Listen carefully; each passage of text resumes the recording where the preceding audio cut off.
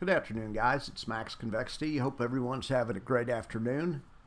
I wanted to do a really quick review session on this Straddle Strangle swap strategy that I've been talking about so much. I think it can really be used nicely during earnings season, so that's why I'm emphasizing it now.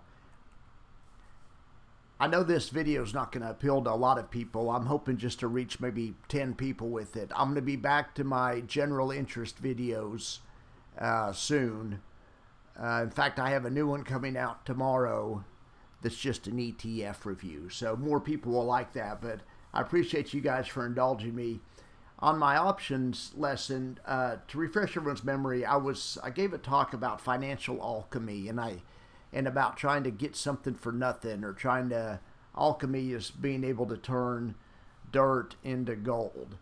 It's a pseudoscience. Anyway, in finance, I was saying the equivalent would be able to be long and short at the same time, or the equivalent would be to have a constant hedge on the market without having to pay for anything, without having to pay for it. The problem with hedges, they're expensive, and they bleed your account out. They cause decay, because owning options causes your account to decay.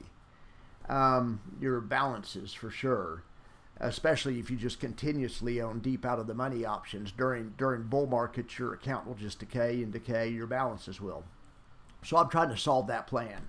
So here's what I came up with. I came up with a two-step strategy you can do every week on weekly options during earnings season. So part one, or step one, is you have a long, and the long position is a straddle strangle swap, which is also known as a double diagonal with ratio long legs, where you have twice as many longs as you have shorts. So it could be called a ratio diagonal as well. So what you want, the strategy is you enter the week before earnings, and you put the expirations of your straddle strangle swap. Your short legs expire the week of earnings, and your long legs expire the week after that stock reports earnings. Okay, so the theory on this is there's no edge. I've tried it a jillion times, but to just hold on to the straddle strangle swap through earnings and hope for a volatility event, and you can make a lot of money. You can, that does happen, but what happens more times, or what happens all the time, is the volatility, the prices of the options decay or go down as soon as earnings are announced. Volatility comes in, and it puts a hurt to your position.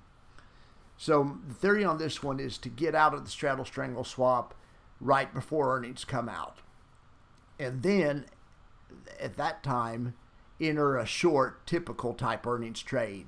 It could even be a straddle strangle swap, but it could be you wouldn't use any, you wouldn't buy double the longs. You could just do a normal one. Okay, so let's look at that.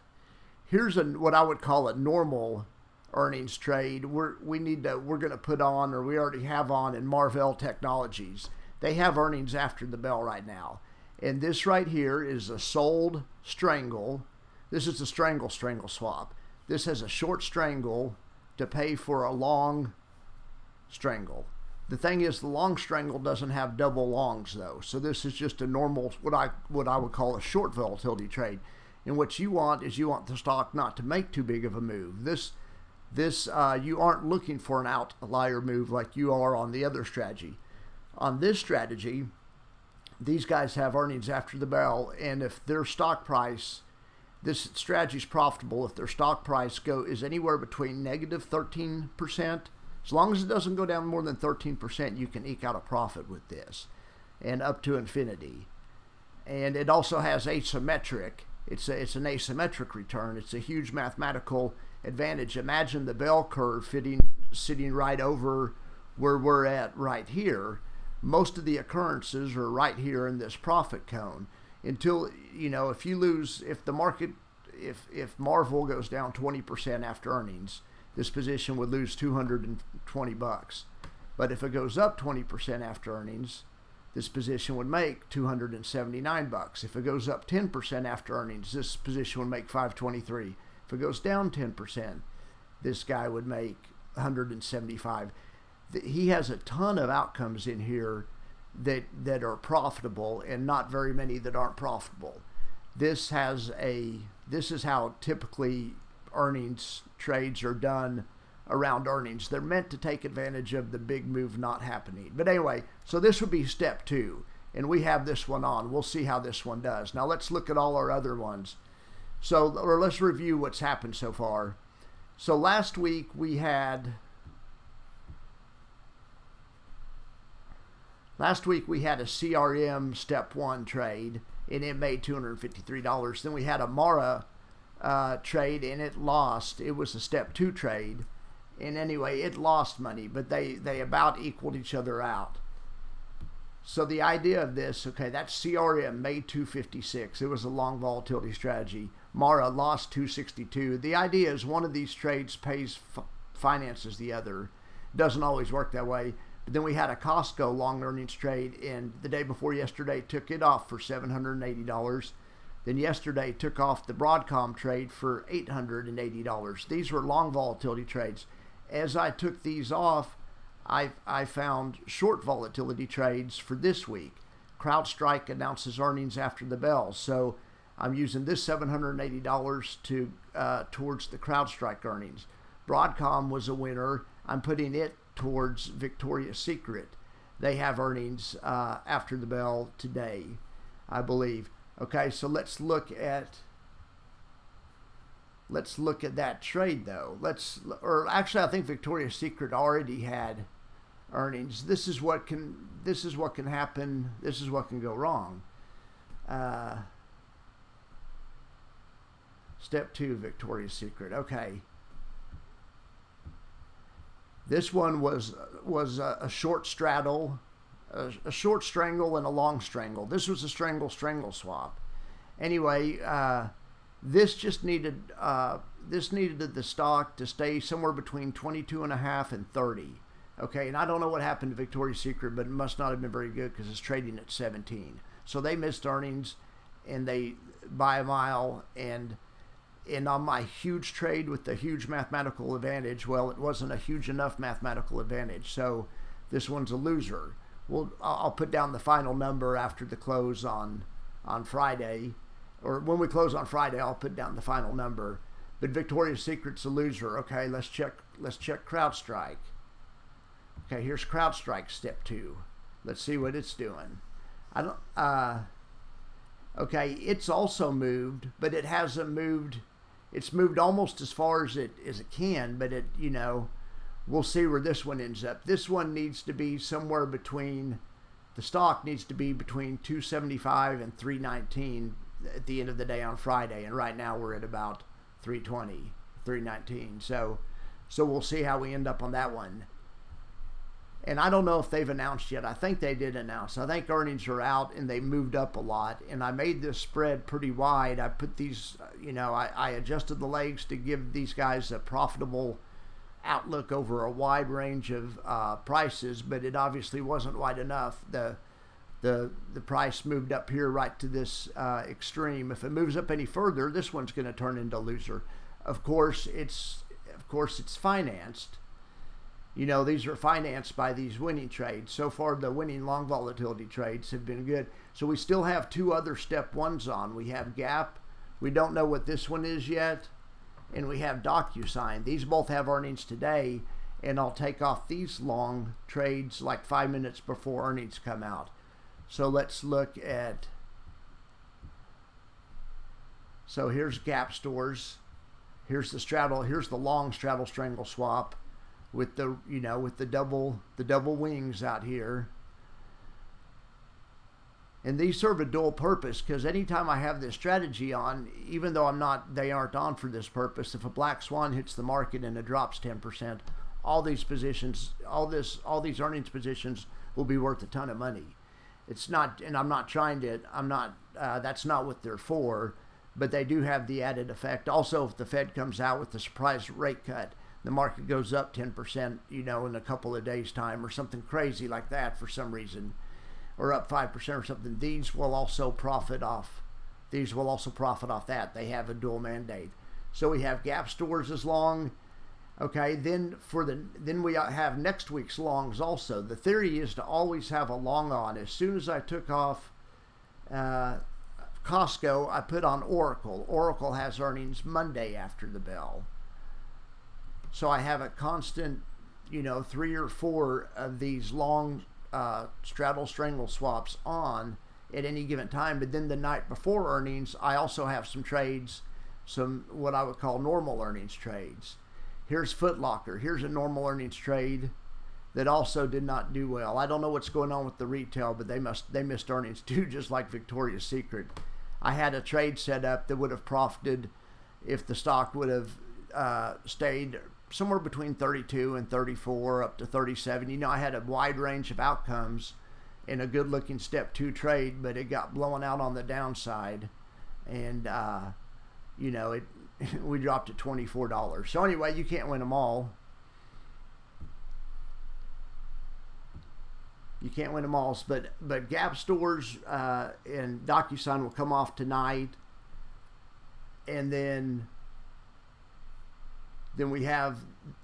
after the bell we have Marvel announcing earnings. So let's look at the Marvel trade. This is what I would call a step 2 trade. So look at this. And once again, it is a sold Strangle to buy a different Strangle in the following week. So this should take advantage of if the market. Well, if this should take advantage of a couple things. Volatility is going to shrink as soon as these earnings are announced. So by tomorrow morning, volatility is going to be way less. It's going to go down like that. But at the same time, if they don't get a big move, if the stock only goes down, look, the stock could go down 7. The stock could go down 7 or 8%, and this is still profitable, and it could go up to infinity. This is what I mean by a large range of trying to put on a step 2 trade that has a large range. So for this trade, you want the stock to end up tomorrow between 72 and infinity, and right now it's at 81. So that means it could drop 11 points, and this trade should still be all right, or this trade would still be a break even on the downside. If it drops any more than that, then this trade is going to lose $391, and that's not good. Of course, that this trade is financed by those 3 winning trades. By the 3 winning trades, and also Gap stores and DocuSign hopefully will be able to come off for a little bit of positive money. Right now, Gap stores is now break even. DocuSign is up almost $100. Look at DocuSign. See, DocuSign's in a position where it can't lose right now. It has no valley of death. Anyway, DocuSign and Gap will come off hopefully for at least a little profit before the market closes today, and then we'll try those step 2 trades, and I'll come on tomorrow and we'll see how we ended up see if we lost more on the step 2 trades than we made on the step 1 trades, or vice versa. But this is just this is just a long short. This is just a systematic way to make a long short option portfolio in weekly options. And I'm just using the volatility around earnings, the predictability of it, to structure these trades and to try to put the long volatility trades in the part of the week prior to the earnings coming out, where long volatility should be good when other people are YOLOing into this, and then take that trade off and then put on a short volatility trade, right before earnings come out and overnight, that should hopefully take advantage of that situation. But then as soon as I drop one long volatility trade, the idea is to put on one in the following week. So you have like a leapfrog effect. Here it is. So the first week I put on CRM, then I took it off and did Mara. Well, those two broke even. Then this week I had Costco, and Costco was up like $700. So I took it off on Tuesday and invested it into CrowdStrike. And then I had AVGO, and I've already taken it off with the profit. And I invested its money into Foot Locker and Victoria's Secret. Those two trades did not go well. They're down money right now. I'm going to hold till the end of the day on Friday. We'll see where we end up. I'm hopeful for this Marvel trade. When I take off Gap stores and DocuSigns it's going to finance this Marvel trade. And I think that one to me looks like a really good, I really like the looks of this one. I just want to look at it again. That's I just think this looks like a good looking trade. It can, you know, hell, as long as the stock doesn't drop more than 13%. I mean, these guys aren't in the apparel business like Victoria's Secret and Foot Locker. It looks like they're having problems in earnings. This is a tech company. If they just, the ultimate would be like if earnings came out and they were in line and they went up 5%, the stock went up 5% or down 5%, you know, or didn't go anywhere. That would be wonderful. And if it did do that, by the end of the day tomorrow, this position would be worth, oh, you know, somewhere between $500 and $700, and it would pay for those. It would, and it's going to have to be $500 to $700 because it's going to have to pay for that Victoria's Secret looks like a loser, and Foot Locker looks like a loser. But all I'm trying to do is set up a systematic strategy that takes advantage of earnings trades and has you, you know, long and short at the same time. Anyway, let me know what you guys think. There's a jillion different ways to play earnings, and I'd like to hear the way you guys do it. All right, have a good day.